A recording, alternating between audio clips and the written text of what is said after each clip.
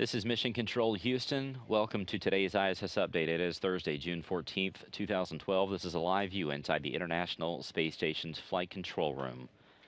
The Expedition 31 crew is busy on board the orbiting complex today, which is presently about 245 miles above Africa. They were working today on a series of experiments and some maintenance work. Oleg Kononenko, who is the commander of Expedition 31, is beginning the process of packing up the Soyuz.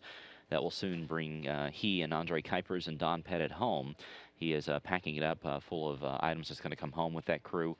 They are in their final days aboard the International Space Station as they are due to land on Sunday, July 1st at 3:15 a.m. Central Time in the southern landing zone there in Kazakhstan. Of course, we'll have live coverage of all that here on NASA television.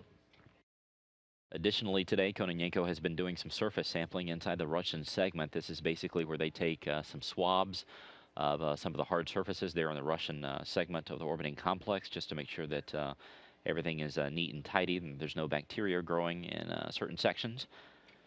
Gennady Padalka, another member of Expedition 31, has been doing some routine maintenance on the Electron system.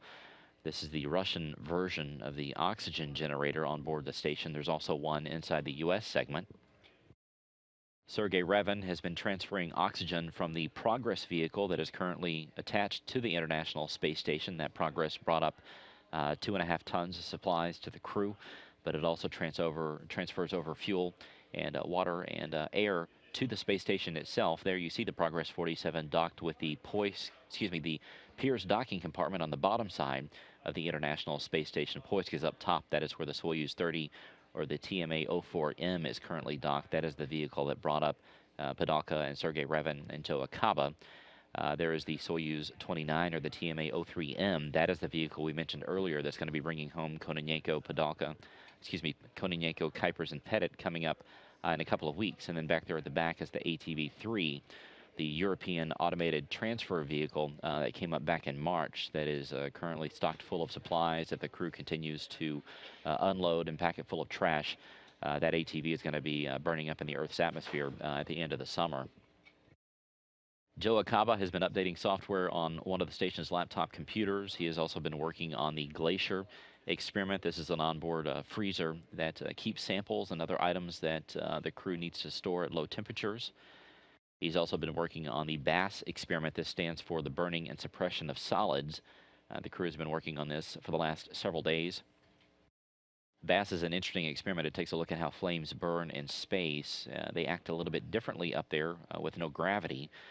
The accepted approach for putting out fires here on Earth is to aim the extinguisher or the suppressant at the base of the flame, which that is really where the flame is born. It's where it's most stable. It's where air enters the flame. But of course, up in space, it acts a little bit differently. So this takes a look at that and will be important to future spaceflight in terms of dealing with fires on board. Andre Kuipers has been inspecting the water on-off valves that are in the Columbus laboratory. He is also reviewing procedures for software updates on the Express Rack 4.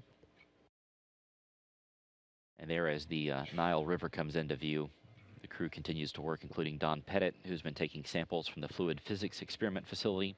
This is inside the Kibo laboratory. That particular rack came up on STS-123 and is one of the core experiment components inside the Japanese laboratory. The crew also has some Earth observation opportunities today, including Argentina, Burundi, as well as Singapore. Of course, if you would like to take a look at any of these images, just log on to the NASA website at www.nasa.gov/station.